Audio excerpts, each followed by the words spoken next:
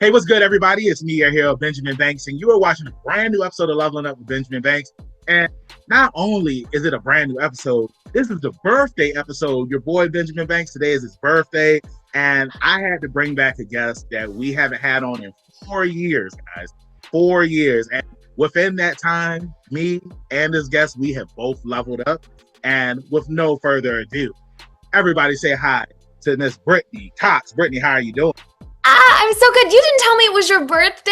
Happy birthday. Thank you. Oh my gosh, that's so fun. Well, I feel so honored to be back on the podcast and especially on your B-Day. Like, how fun is that? No, hey, I'm glad to have you here. We are about to have a fun time. The crazy thing is that the last time we had you up here was 4 years ago on our 3-year anniversary. And like I said, both of us, we've leveled up since then. So we have a lot to talk about. And before we get into today's interview, everybody that's watching, make sure that you like this video, you subscribe to the channel, and stay tuned for future episodes that we have coming out. So Brittany, are you ready to go? Let's do it. Let's do it. So, normally we do the backstory where you tell us your origin story and all that stuff. But you guys, y'all can check out Brittany's interview. It is up here on the channel. Or if you want to go listen to it on the podcast, you can go there and listen to it. So, this is more of a catch-up episode because like I said, we both leveled up. We've both been doing a lot of amazing things. So, Brittany, let's start it off. All right, so how has life been for you since we last had you up here? Because you've done a lot of incredible things. It's been crazy. Looking back, I'm so excited to be chatting with you because you're right. We were both in such different places 4 years ago. And so thinking back, I'm like, oh my God, a lot has happened. And so, it's been so cool. I would never have guessed I'd be a superhero. What? So it's been very cool. I've been busy and I'm voice directing now as well. So it's been really great. And I'm so happy to be here and chat about all the things today. Hey, well, I just want to give you a pinkies up for that because you deserve it. And also, too, you deserve some breadsticks. And, everybody that's watching right now, because I said this 4 years ago, I've been saying this to a lot of guests that we've had up here on the Leveling Up with Benjamin Banks podcast, is that when you go to Olive Garden, your family there. And here on the Leveling Up with Benjamin Banks podcast, we say the same thing. When you're up here, it's like you're with family. So we got to get you here to a con in Virginia. So that way I can give you them breadsticks. So anybody that's watching right now, y'all please book her. So that way I can give her the breadstick with the marinara sauce. It'll happen. It's going to happen. And I mean, honestly, seeing all the interviews you've been doing and how many things you've, cons you've been going to, I've been watching all your stuff online. You've been crushing it, dude. I feel like you're all over the place. Thank you. That means a lot, and I really appreciate that, man. But again, I feel like we just gonna keep on hyping each other up because when you came up here, you were telling us about the next level demo studio that you and your husband were doing, and since then you guys have started a new studio. You started Salt and Sea Studios. So of course, I want to talk about that because y'all created a project there with Lee, Zoe's Mythical Menagerie, and I want to talk about that. So before we talk about Zoe's stuff, what was the thought process of hey, let's start a studio? Yeah, honestly, being an actor is so fun, right? Because we get to step into so many different projects. And when we started the studio, we really started thinking about it during the pandemic because it was things weren't as busy and we were so isolated. And it's man, how can we work with people and tell really cool stories? And then things happened. And so we ended up working with Lee Joel Scott to work on our first show together, Zoe's Mythical Menagerie. And we did a whole season, which is up on Spotify, iTunes, all the podcast places. And it was incredible. It opened doors for us at Disney and Cartoon Network. And so we got to pitch at a bunch of different places, and it really, for me as a director, it allowed me to work with some amazing colleagues who are in the show. Like, God, we have such a great cast. Like Kellen Goff, who's incredible. He's in it for y'all who watch anime or play video games. You've heard him. And to have him in our project was just incredible. He's so talented. I just love him so much. And so it was just an incredible time. And so starting the studio was just a way for us, A, to give back, you know, for people who maybe haven't had a chance to work yet. Or who have been slow, and to create something really cool and to kind of give back to kids, like, because you don't have to pay to listen to the show. You don't need anything special. You know, you can do it anywhere, and so it's accessible for kids. And in our world right now, and in the past like however many years, I think joy and levity is so needed sometimes, especially for the little ones. And so for us to be able to create a space like that where kids can feel seen and heard and have a lot of fun, and adults too, that just meant everything. And so we're still working on stuff. Fingers crossed, we have a new show coming down the pipeline in a little bit, if everything goes well. And so yeah, it's just been cool. So it's been a nice thing to work on, in addition to all the acting stuff and the demo stuff and all of that, because you know, I just need to put too much on my plate. That's my problem. Is like, I'm just like, I love doing all the things. Like, what else can we do? Hey, and that's the cool thing about when you're always staying busy, right? Because when you have a lot of stuff on your plate, you don't get bored, you stay hungry, and you always want to keep on leveling up, right? Because you're just getting all these experience points. And, you know, another thing that I want to give you a pinkies up for is because you guys won an award at the Signal Awards for this. And like, so tell us, how was that feeling? You know, you guys created this show and you get nominated and you win an award. Like, it was wild because we submitted to a bunch of places. We were like, this could be cool. Why not? You know, our show is very different than a lot of other kids' content that's out there podcast wise. And so we were up there with like Sesame Street, Michelle Obama, HBO. So we were up there with all these incredible, huge names. And the fact that we walked away with a couple of awards was just like wild. So that was really fun, and it made us feel really good. And, you know, got a little trophy. So I'm like, yay, we have a trophy. That's awesome. Yeah, so it was fun. It felt really validating of like, okay, great.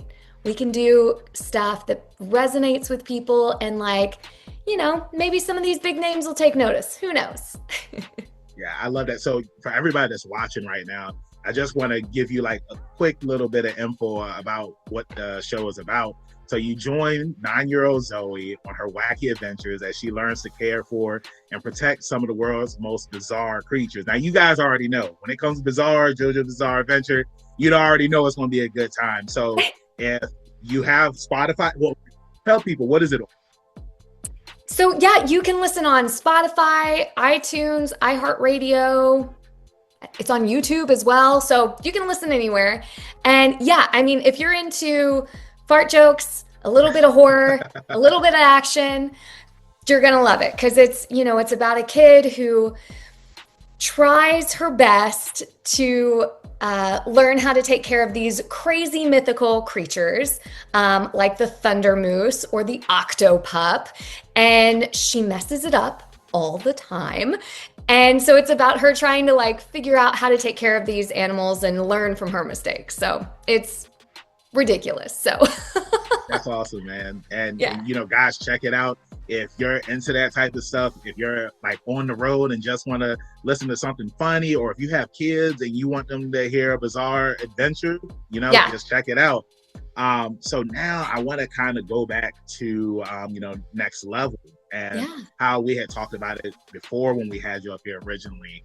So I want to know, like, has there been anybody that if you feel comfortable saying their names that have used you guys' services and like they leveled up by using the demo reel? Oh my gosh, we've had so many incredible incredible actors choose to work with us, and like they've gotten a new agent or their first agent ever. They've booked a job. They've got on a roster. They got audition opportunities. Like it is rare for us to work with somebody that doesn't end up leveling up in some way, shape, or form. There's an actor we've worked with, Jordan McNaught, who is in Scotland. He's a Scottish actor. And he did a few demos with us, and he booked his first video game off of that demo. Now, can you say what video game it is, or is it NDA? I don't. Yeah, no, it's out now. So he's in the new Game of Thrones video game. And so that opened up that opportunity for him, which is wild. And so it's just been so cool. And we've become friends. It's just so cool to see people who, maybe hit a wall, or like didn't really know what to do next or how to do it, or they're just getting started in this industry. And so it's so cool to see that once they have this demo, whichever demo it is, they have the tool to move forward and really make a go for it in whatever their goals are. And so that's always so fun. And we get to work with some great people. And then, some people I've done demos for, I ended up voice directing on other projects. So it's like, I know you. Oh, that's so fun. So it's been really, really awesome to see. And we really love doing it and helping people out and giving them a good experience, because like we talked about last time, you don't always get a good experience, which, that's life. Lord knows, I've taken classes or coachings with people and I'm like, ooh, that was a mistake. And so at least for them, from what I hear, people walk away with at least a good experience too. That's awesome. So to everybody that's watching this video right now, can you sell yourself on why people should come to you if they want to, take the next leap and leveling up and, getting themselves out there? I like how you keep saying level up. I know, but it works. Like next level voice demos, leveling up. We're on the same wavelength, man. I think this is why we get along so well. So what I always tell people is, when it comes to working with Ryan and I at Next Level Voice Demos, we're not car salesmen. We're not looking to pitch you, to sell you a package, or to, you need to get 10 demos to get started. No. I want to meet you where you're at. And I want to help you spend money where it's going to be the biggest payoff based on where you are, what your goals are. I don't want anyone to spend any more money than they have to, because, as artists, we're constantly spending money, especially when we get started. So we talk people out of demos all the time if they don't need it and it's not helpful. But for us, when it comes to working with us and people who decide to do a demo with us, what you get is tailor-made to you. Because just like any person, any actor, any artist, no one is the same. No voice is the same. No experience is the same. And so we want to make sure that no matter who we're working with, that we tailor everything to you. So your demo is not going to sound like my demo, not going to sound like somebody else's demo. It's going to just sound like for you. So we tailor everything to you and take a lot of care in that. And we also have an insanely fast turnaround time that I don't think anybody else has. You get, after your recording session for your demo, you get your finished demo in 10 days. So, I mean, it's the timeline, I feel like, also speaks for itself. Hey, and guys, I'll make sure that I include the link to their website below, so that way that you can let me rewind that real quick. So that way you can hit them up and, get more information, so that way you can take it to the next level. You're so sweet. Thank you. Hey, I tried it. So, I mean, now, because you just said that I was sweet, and I kind of want to take it to something that's not so sweet. And it is a topic that a lot of people talk about online, and that is AI. Sure. We know that some people say that, AI is supposed to be used to, help people, and it's the future of things. But, sometime last year, Amazon, they had released anime called Banana Fish, and everything was voiced by AI. And I want to know, what are your feelings on that? If Mm. you would like to talk about that, and how do you feel that AI hurts the voice actor community as a whole? Yeah, I think AI hurts everyone as a whole. Like I am not anti-AI at all. Like I think AI can be such a helpful tool, right? It can take a ton of information and disseminate it down into something manageable, or it can take tiny bits of data and realize. I see articles about how it can discover certain types of cancers that the human eye would not be aware of. That's incredible. That's incredible. In editing, using AI, like if you had to record an actor in their bathroom because they don't have a recording space, but you had to get it done, AI can clean that up, which which you just can't do. Like, you just can't do. But AI, they have AI tools now that can do that, which is incredible. So as a tool, I feel like it's so helpful and can help so many different industries, streamlining things and doing things that otherwise were impossible. Kind of like CGI, right? CGI, incredible. When it's used right and in conjunction with live action actors and real stunts and things like that, it can be incredible. Like Stranger Things. Stranger Things is incredible. We couldn't have had that without CGI. Like, Right. not at all. So I think as a tool, AI can be fantastic. I think for me, when we get to the point where we're using AI to replace humans, that's when it's a problem. Like the anime you were talking about, the dub was terrible. It was. God, it It was was really so bad. bad. Like, it was laughably bad. What? And so when we as actors are dubbing or are doing original animation or video games or whatever it is, whether it's original language or a dub, when you're playing these games or watching these shows, you're getting the human experience, right? You're getting the subtext. You're getting actor choices. You're getting human choices and the human mistakes that come through. We're hearing, like, when you're crying, your voice is cracking and breaking, and it's like you can feel it. You can feel it. A computer can't do that. Like, it can't. It can sound like it's faking it, but that's not going to make you, the viewer, feel anything, because Right. as humans, we are so intuitive.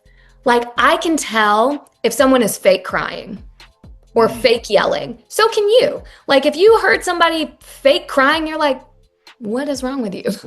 Like, why are you pretending to cry? Like, Right. what's wrong with you? And so for me, that's what AI does. It fakes these emotions, but we as humans will just be like, that doesn't feel right.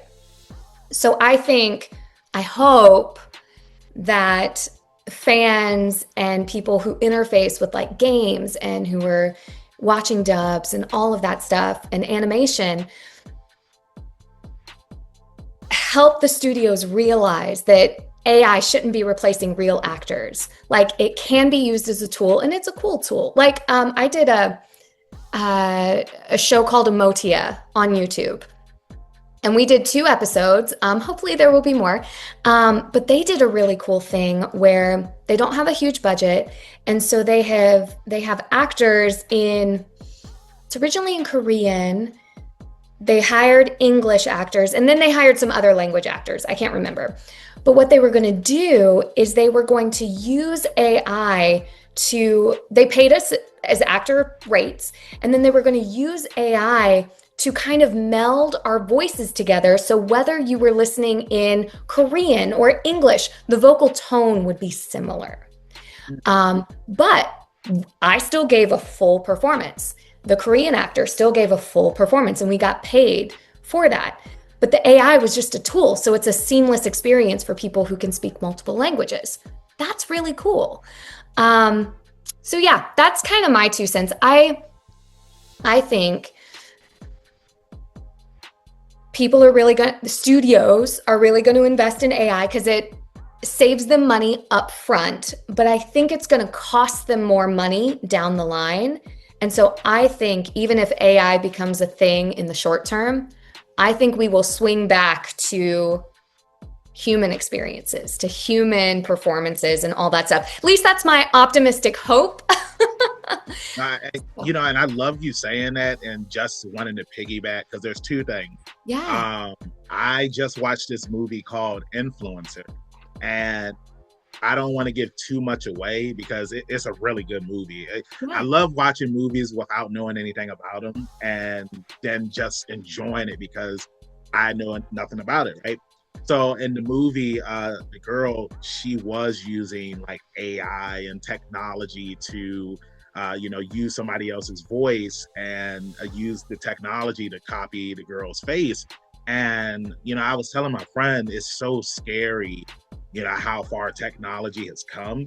And while it can be useful when you're using it in the right ways, it can definitely be scary if somebody is trying to use it in a bad or negative way. So, I mean, you hear about all these scams, right? Right, About getting right, phone calls from loved ones saying they've been kidnapped, and it sounds just like them, right, but it's just a scam. Like, that's right. horrifying.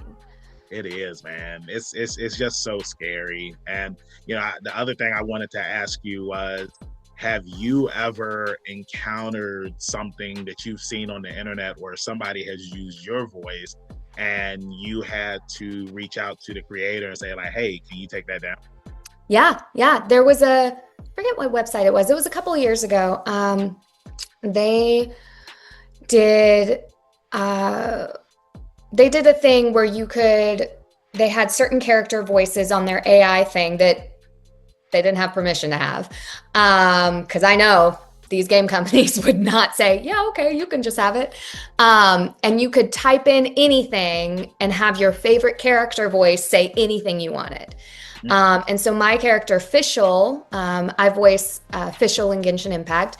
And so she was up there. And so there were a couple of things that she would never ever say. And I was like, that is my voice. That's actually pretty good of my voice. Oh my God. I was, because this was a few years ago. So I was really shocked about how pretty good it was. So I just emailed them and I was like, hey guys, you got to take this down. You don't have permission for this. And they were really cool. They took it down immediately. Like, they were really cool about it. But yeah, I mean, it happens more often than not, which is such a shame, so we'll see. Well, I'm glad they took it down because if not, hey, I would have got on the plane. I would have rolled up. Be like, hey, hey, this is for Brittany. Bah! Yeah, no, and I mean, honestly, for a lot of people who are not like big companies that do this stuff, for a lot of these people are just fans, and they just really want to create a cool experience for them, and they get really stoked about it, which I love. Like, I love that people are so stoked about the characters we voice that they want to interface with them in a different way, in a more personal way. I think that's so great. And at the same time, it's like finding that balance, right? Of like, well, we need to be respectful and we need to use these tools and not that way. Use your tools for good, Yeah. So, I want to, stay on the fan topic Sure. because you mentioned voicing Fischl in Genshin Impact, and Genshin Impact has been around for several years now, and it's still popular. One of my friends, when I announced that I was having you up here for an interview, he had brought up Genshin Impact and how Fischl's character just had, I guess it was like an anniversary or something that just released. And, I want to ask you, has there ever been any times at a convention that you have a favorite moment of, like, since you voiced the character? Because, like I said, Genshin Impact is super popular. every con I go to, I'm always seeing people cosplay as characters from Genshin. So you got a cool story you'd like to share? Oh gosh, there's so many. Like, it's so cool talking to fans at conventions because like everyone has their own relationship with things. Like people will come up to me for characters that I'm like, I'm a tiny little character in this random movie that was years ago. And they're like, I love you meant so much to me in this movie. And I'm like, I don't even remember that Wow. But yes, for official specifically, there was this one oh, sweet woman. So this was after Fischl had a event, the summer event, where the Golden Archipelago, where we learn more about Fischl's backstory, and I basically voice Shadow Fischl, like her evil twin, as well as Fischl. And it was a really cool event. It's only available to like watch on YouTube, but they took it down from the game because it was just like a special event thing. But this woman came up to me and she was so sweet. And she was like, you know, Fischl and playing as Fischl got me through surgery. I was like, oh my gosh, I'm so sorry. And she's like, yeah, it was at the end of the pandemic and she had had some sort of medical surgery, like something really intense where she couldn't get out of bed for like months. And she, because it was a pandemic, you're alone, like you're very isolated and all this stuff. And especially going through a medical procedure, you have to be even more careful, right? And so she was so sweet and was just like, I was in such a dark place and it was so hard to get through, but Fischl specifically helped me through those times about her with her kookiness and like she really feels how I feel about certain things. And so I could just get lost in it and just it really helped get me through that really tough time. I was like, oh my God. So that was such a sweet moment. Like I will never forget it. And there have been so many wonderful, sweet moments, but that one has always sticks out in my mind. Yeah, and I really love that. And that's one of the cool things that I love about you guys as voice actors, because yes, you guys are reading lines, but it's the emotion that you guys have in your voices that make it such shows realism to it. And it goes back to what you was just saying about AI being used in, you know, anime or video games or whatever. It's just like that emotion isn't there. And they maybe in a few years they may be able to get that emotion, but it's not the same though. It's not the same as human emotion. It's kind of like Terminator in a way where it's just like, yeah, the Terminators can do everything, but it's just like, no, they can't do everything. This is what you need humans for, because it's just like the passion, especially for certain scenes, even in movies. Like I remember, what was the movie? Why Did I Get Married 2? Yes, Why Did I Get Married 2? And Michael Jackson had just passed away. And after he passed away, Tyler Perry told Janet Jackson, because there was a scene where she had to destroy everything in the house, and he was just like, just go off on everything, destroy whatever you want. And, you know, she took it all out on everything because she lost her brother. So, you know, you get that real emotion, especially when there's something going on. I've heard stories before from other voice actors where like they may have been going through something in their life, or they had to act out a scene that was really sad, and there was something that happened to them in their personal life where it's just like they use that moment in their life to push that scene, you know, if they're talking to a loved one or something like that. So I appreciate everything that you do, and, you know, everything that you do for your fans and whatnot and stuff like that. It goes a long way. So thank you. Yeah, no, and it's for us, it as actors, especially voice actors, it always feels so nice to hear these stories and to have these connections, because when we're recording, we're just alone, right? And it's like, well, I think I'm doing my best. I hope I'm doing my best. I hope this resonates. We'll see. And so when we hear that people really enjoy it, or it resonates with them in a certain way, it's always so cool to hear. Yeah, I mean, again, it's like you just never know. It was 2 years ago. I was hosting a Q&A panel at, was it Tidewater? No, a Superstar Anime here in Virginia. And I was with Kyle A. Bear. and he was telling a story about how, when he was coming up, he really wished that there were conventions around, so that way that he could meet some of the voice actors that he enjoyed when he was a kid. And he said the reason why he loves going to cons is because he gets to meet so many fans who love his work. And I had told him, I was just like, hey man, I just want to let you know, when I was a little Benji Banks and when I was going to school, if I had a hard day or if I was getting bullied, I knew I could come home, watch Dragon Ball Z, and see Gohan kick somebody's ass. And like that really, it helped me and it cheered me up.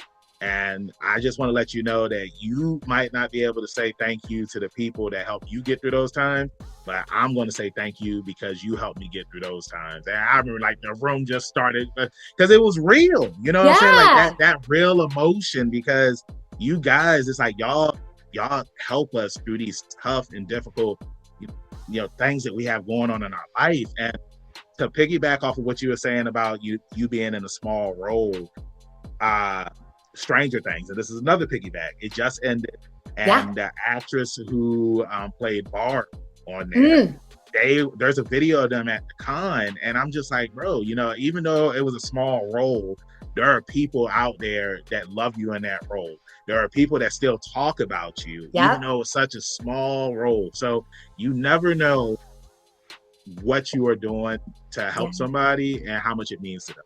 Yeah, no, absolutely. And I tell anybody who's getting into this industry, when they're like, oh man, I haven't booked a lead or I haven't booked a big role, I'm like, it's not about the size of the role. You could have the smallest little role and it could have the biggest impact on somebody. Like the role size doesn't matter. It's all the same because you can't control that. So yeah, absolutely. Yeah, it's just like in wrestling. Hey, if you got 5 minutes, do something that's going to make them remember. Exactly. In that 5 minutes. Exactly. So now I want to take it to Marvel Rivals. Oh, okay. Because you're in this big game. Crazy. I recently just played it for the first time and I had a fun time. It's one of those things where it's kind of like Genshin. People are always talking about it, and I was home one day and I was just like, you know what? Let me get up here. And I was just like, bro, this game is fun. I was playing with the Thing. Ben Grimm is clobbering time. He's always been one of my favorites of Fantastic Four. Yes. And you voice Angela in this. So, I know everybody that's watching, they want to know, like, what was it that led to you, wanting to be in Marvel Rivals? I mean, I've always wanted to be a superhero. I grew up on Batman the Animated Series, the X-Men animated series, like Spider-Man. Like, yes, I have always wanted to be a superhero. And honestly, when I auditioned for Angela, like I've seen a lot of the characters and I have auditioned for a lot of the characters in Marvel Rivals. And when I got Angela, I was like, there's no way. I can name 10 women who will do this better than me. There's no way. I'm just going to do it. We're just going to see what happens. Like, who knows? Who knows? And then I got the email and I was like, what? Oh my God. So I honestly, having voiced her now, it makes sense. Because she's a big baddie. Like she loves to fight. She is really tough. She's snarky. Like I don't think she means to be snarky, but she is snarky. Oh my God, she's snarky. I am also a very snarky human. So I just I don't know. I think this happens a lot with games like Marvel Rivals, or even like Fire Emblem. Like they have done such a good job with the cast of bringing on people who just fundamentally are kind of like those characters, And so having done Angela now, I'm like, oh yeah, okay, I see it. I see it. I see it. And you know what's crazy? Somebody told me this at the Marvel Rivals 1-year event that happened a few months ago, and I had no idea. So crazy story. So Angela, Thor's sister, daughter of Odin, right? Official, based on Odin. Her raven is like Hugin, who is Odin's raven, and her whole background, like some of the things she says, is based on Viking lore. I was like, this is awesome. Like some deep-ish, man. Somebody told me that and I was like, it was meant to be. I guess I'm a Viking. Oh my God. Yeah, that's awesome. Hey, you up there with Kratos now.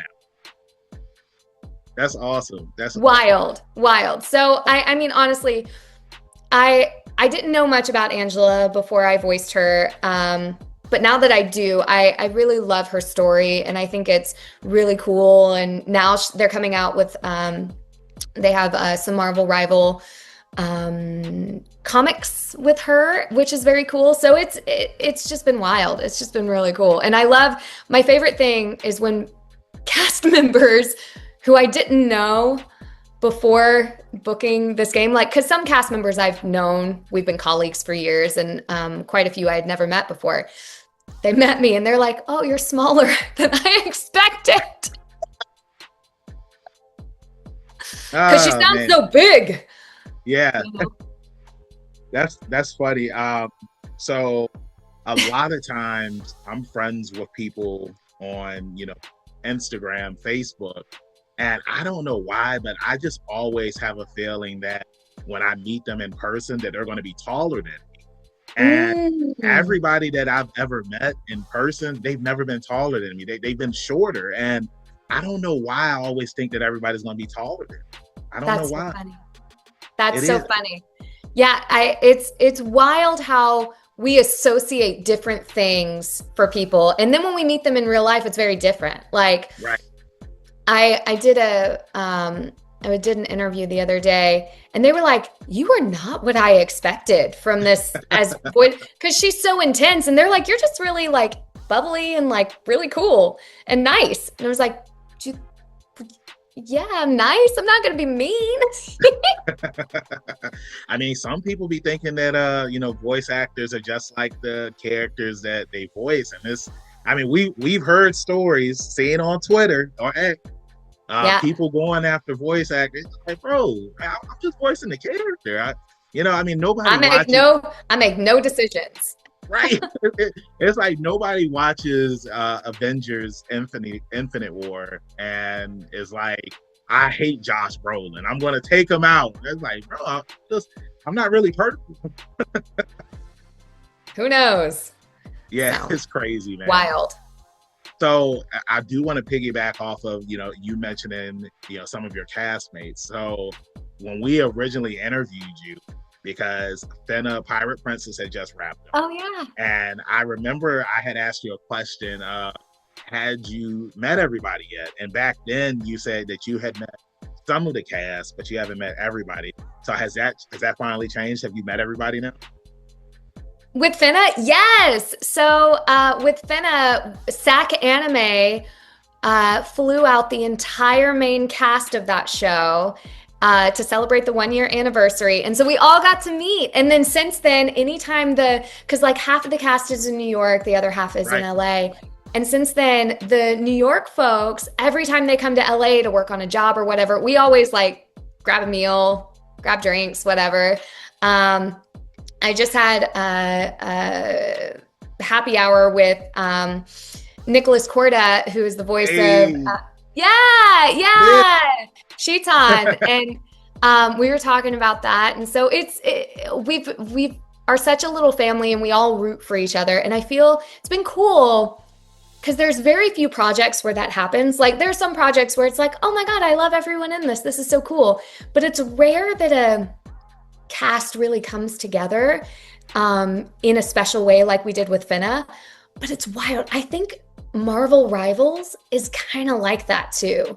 I mean, when I announced, some of the other cast members messaged me, texted me, like to be like, welcome, oh my gosh, let me take you out to lunch, let me introduce you to everybody, let's do all the things. And like everyone's been so cool who I didn't know. And it just feels so welcoming and all this stuff. So yeah, I it's very love that. fun. I love that. Roll the credits. It happened. It's so cool because I just remember when we did that episode, and that's one of the things that you mentioned. Half the Yeah. people live in New York, half the people live over here with me, so it's hard. But to have that 1 year anniversary and bring everybody together, it's just like the Avengers. So I know that Yeah. had to be a really cool feeling to meet everybody. No, Um, it was great. yeah, so we're getting to the end of the interview, and we have a couple of questions that people have submitted for you to answer. So are you ready? Yeah, let's do it. Okay, let's do this. So first off, we are starting with Nick Gutierrez, and he says, just wondering if she had any knowledge of wrestling prior to joining the voice cast for the WWE 2K games. If not, would love to know her reaction to the wild world we call home. So I may be dating myself a little bit, but I grew up with Hulk Hogan, brother. Um, all about it. And one of my dear friends, who I used to do a lot of film stuff with when I lived in Seattle, he got started acting doing not pro wrestling. He didn't make it to that, but he was like doing the wrestling circuit. Like he traveled and wrestled. He was Like the indies, yeah, yeah, he was wrestling a indies, yeah. heel. He was a heel. So I knew like I didn't watch wrestling, but I like knew some stuff. So that was really fun to step in that world. And a little fun thing. So for WWE 2K22 specifically, in addition to voicing my character, I got to do all the facial cap for all the pro female wrestlers because they weren't available to put all the dots on them. And, they're busy, they're doing stuff. Right. So they when they would have lines and stuff, what they would do is they had already recorded those women saying their lines, however they say it.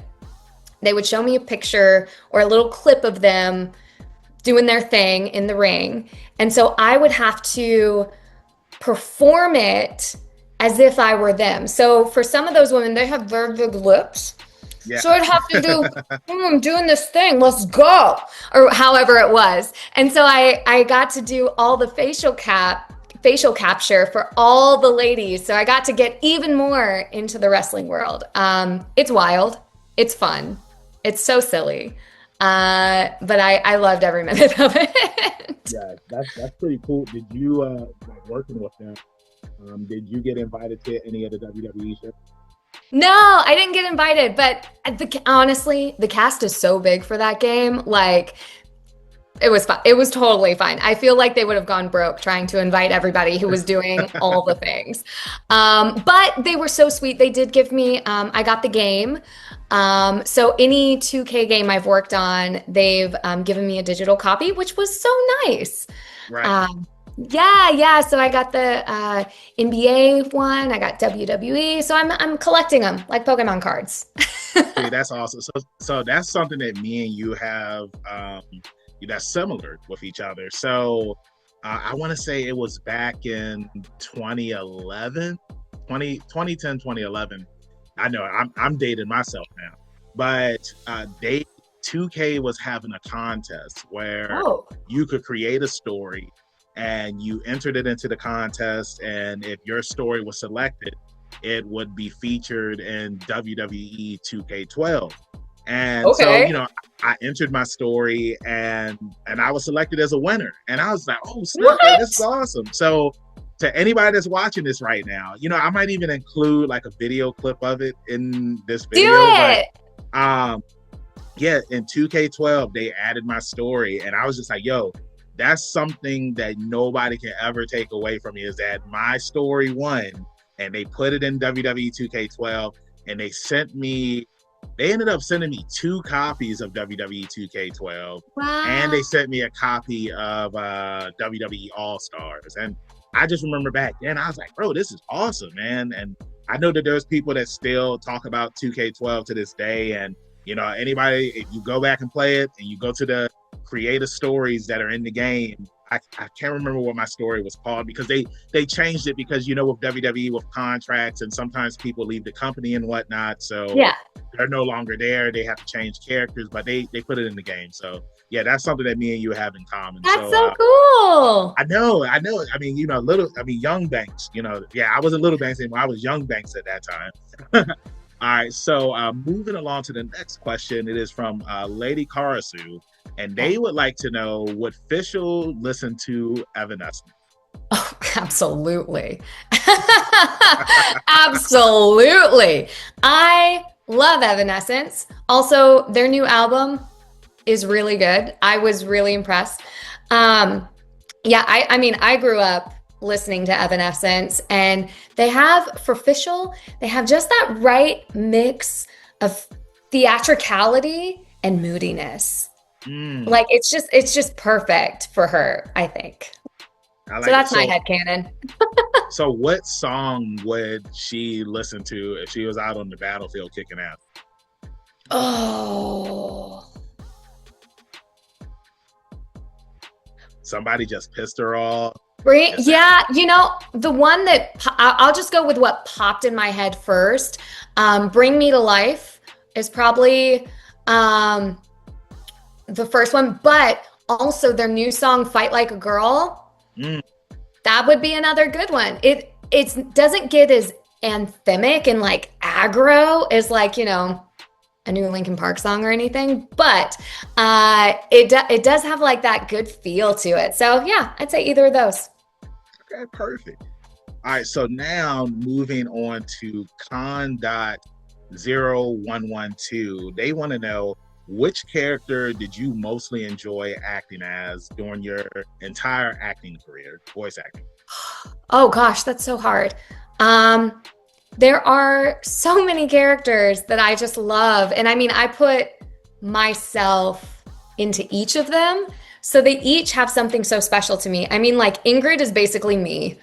And she was my first like video game character that I like got to voice.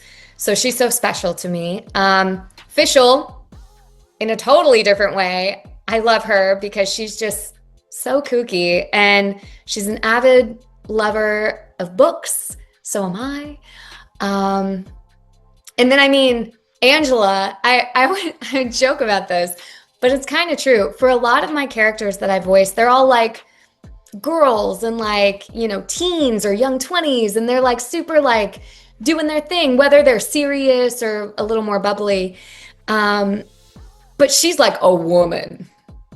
Angela is like a woman. There is no ifs, ands, or buts about it. And so that's been really fun to dive into a totally different character and really explore those parts of myself and of her to bring it to life. And honestly, this is the first game and first character where when we're recording, when we have character dialogue where like Angela will say something to Bucky, the Winter Soldier, or to Spider-Man or whatever it is. I never get in sessions. We never get to hear the other actors. Sometimes we'll have a picture or they'll just describe it. This was the first game where they were like, okay, you're talking to Spider-Man. I was like, I know what Spider-Man is. I know how. So I feel like it added to my performance because I knew 90% of the characters that I was talking about. Like, I've seen all the Captain America movies. Of course, I know who the Winter Soldier is. Of course, I know who Thor and Loki are. Like, even though I didn't know who was voicing them in the game or maybe what they sounded like in the game, I knew the characters. So I think for me, voicing Angela made it even more of a special, fun experience because I knew so much about the world coming into it already. That's awesome. I really love that, man. Yeah. So now this one comes from Sailor Joe Star Cosplay. They want to know, what has been your most meaningful?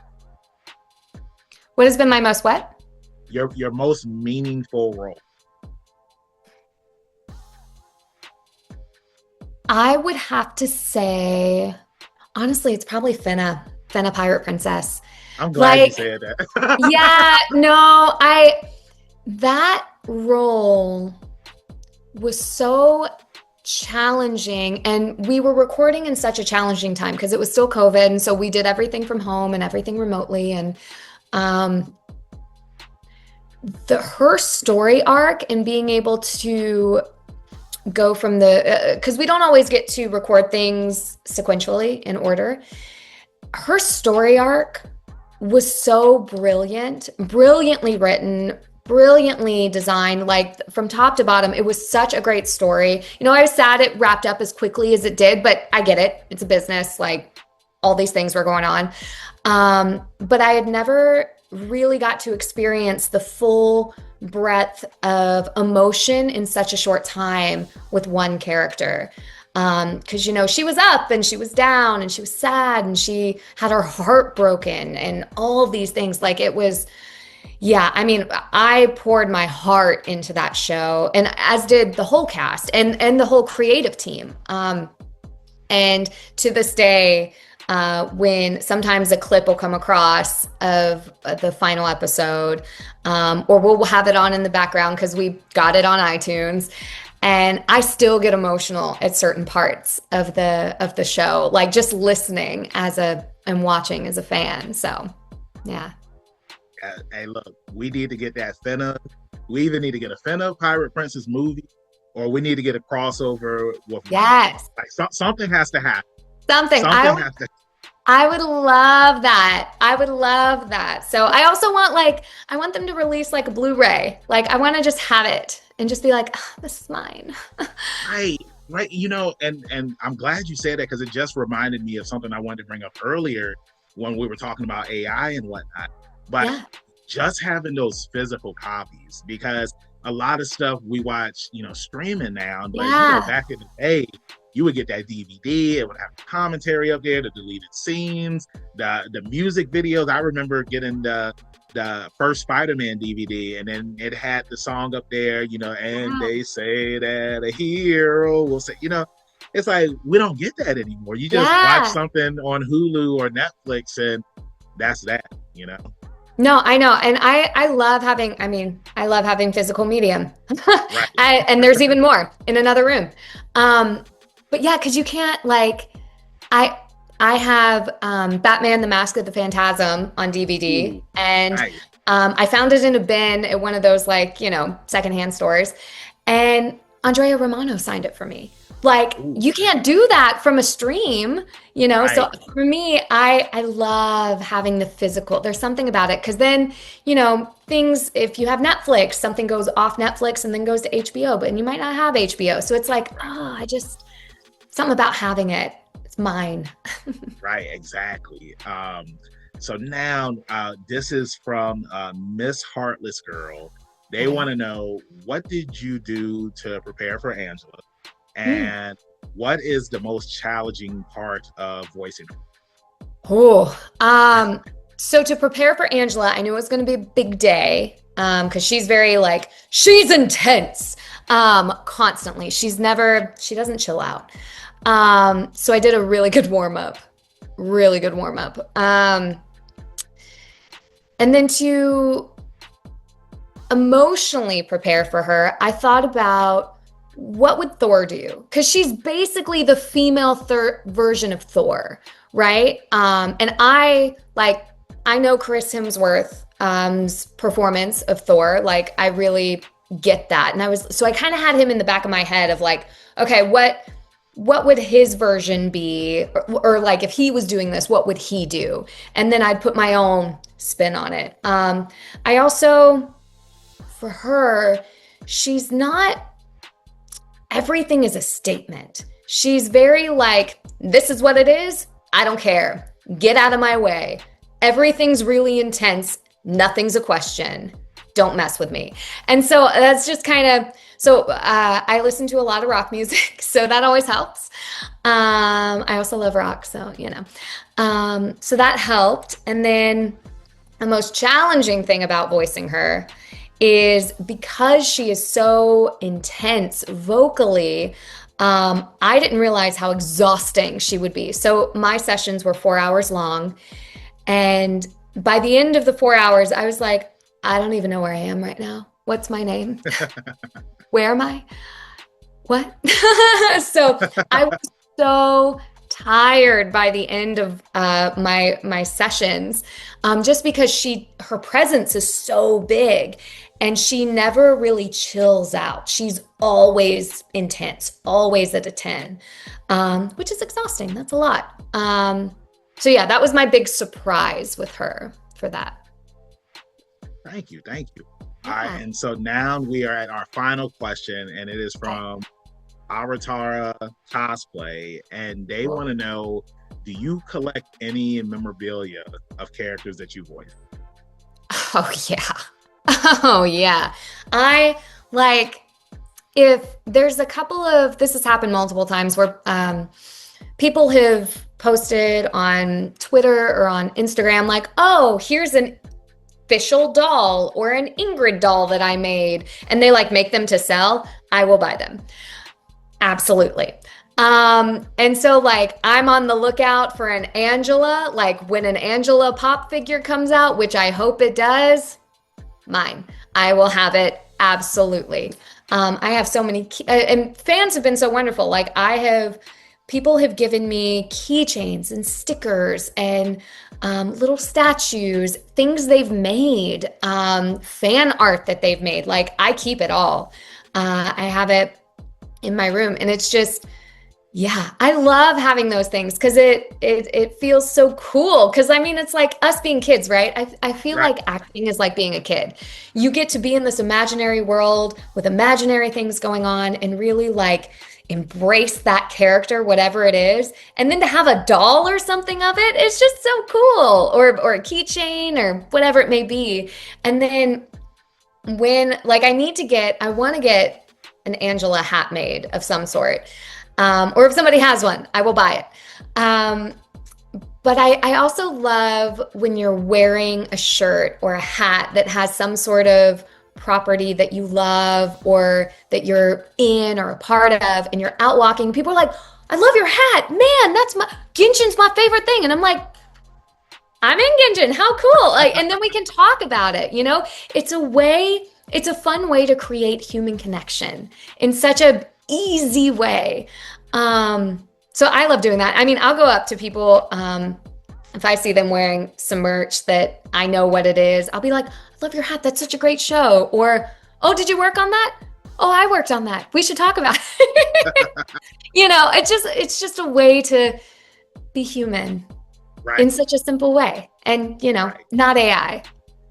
Yeah, not AI. And, just piggybacking. I mean, like, that's how I feel whenever I'm at a con or something. And, I see somebody wearing a cosplay and I just go up to them and just start talking to them. I feel like, everybody is always so tense now, or they don't want to talk to people unless they know the people and whatnot. But, how do you start new friendships and create new bonds if you're not, interacting with other people? Because it's like, you never know where it might lead you to. And if it wasn't for the people who I met recently, I never would have started playing Marvel Rivals, So it's just one of those things. It's like, that's why you got to get out there and meet people. And just because somebody's being nice to you don't mean they're trying to talk to you. You know what I'm saying? No, yeah. No, it's like, it's such a thing where it's, I think we all crave connection, and sometimes it's so scary to talk to people that we don't know. And so for me, fandoms is such an easy way to get into that, to be like, hey, you're into this, I'm into this, we can talk about this, and then see if it starts a friendship or leads us to other things or whatever it is. But it's so cool how we can all connect over these imaginary worlds that we all love so much. I love that. So we're here at the end of the interview. Brittany, I just want to say thank you so much again for joining me up here. It was a pleasure having you, especially on the birthday episode. I really appreciate it. Wild. Happy birthday again. That feels so special. Thank you very much. I appreciate you. So before I let you go, two things. Yeah. What is the next project that you are working on that you are able to say, so that way that you can hype people up now that are watching this interview so they can go and check it out? Okay. I got a lot of cool-ish coming out this year that y'all are going to lose your minds about that I can't talk about. Though, but y'all aren't ready. Be on the lookout. Ready. Be on the lookout. What I can talk about, I'm just looking at the dates when it comes out. So Romeo is a Dead Man comes out February 11th. I voice Juliet. So Romeo, Juliet. That's awesome. That's awesome. It is a wild game. If you are into sci-fi, shooters, and horror, this is the game for you. Like, the creators showed us some of the videos while we were recording. It looks incredible. Like, and the storytelling is bananas. Go do yourself a favor. Go look at the trailers. There's 2 out right now. It's going to be phenomenal. The cast is incredible. So that I'm really excited about to see and to have that be out. And then for anybody who's in California, on February 7th, we're doing a comic book signing for Marvel Rivals. Angela is featured in a new comic book, which is so exciting. So we're gonna be doing that. So you can see it on my socials. And yeah, but other than that, I can't talk about anything else. But when it comes out, you'll all know, be like, that's what she was talking about. Right. Now I know. And y'all stay tuned, man, and let everybody in social media land know where they can find you. Oh yeah, so I'm on Instagram for Instagram mainly, but I also still do Twitter/X, whatever we're calling it now. So my handle's the same, just Brittany C. Cox. I'm also on Cameo now. We can do cameos. Invite me out to your cons. I love to see people and do all that stuff, and let me and Benjamin finally hang out together, be on the same coast. So that's me. And like, dude, thank you again so much for having me on this podcast. This is always such a great one, and I'm always happy to do it because you guys are so wonderful and I root for you so hard. And yeah, it was so nice to be back. I appreciate that. And you're not just saying that because I owe you breast. Of course not. I don't tell that to everybody. I appreciate I don't. You can listen to my other things. I don't. I really do. That really means a lot. And I mean, everybody that's watching, you guys know that we took a break with this, and I'm doing this solo now, and it feels good to be back and doing this again. And I want to interview a bunch of new voice actors, and I want to bring back former guests, because like with Brittany, we had her on 4 years ago, and she's leveled up a lot since then. So, I want to bring back former guests so that way that we can hear their stories and, see how much they leveled up too. So with that being said, thank you, Brittany, for joining me. Y'all know where you can find me at, your hero, Benjamin Banks, at KingBenji_Banks on Twitter, Instagram, TikTok. You can find me on Facebook at Benjamin Banks. I should be the first person to pop up. If not, then I need to contact Mr. Zuckerberg. Like I always say, stay positive, keep that pinky up. We'll see you next time on Leveling Up with Benjamin Banks. Peace.